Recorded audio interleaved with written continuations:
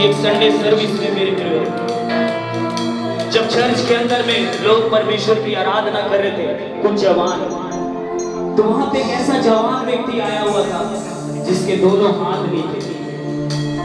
और उस चर्च में एक गीत को गाया जा रहा था कि प्रभु मैं अपने दोनों हाथ बाप में उठाता हूँ। उसके दोनों हाथ नहीं रहते भी वो इस बात को कहता, प्रभु आज मैं अपने दोनों हाथ को आप में उठाता हूँ। मेरे प्रभु हमारे पास तो दोनों हाथ सही सलामत है। आई क्यों ना हम सभी को अपने हाथों को उठा के कहें, मैं उठाता हूँ अपने दोनों हाथ, बनने वाले बेटे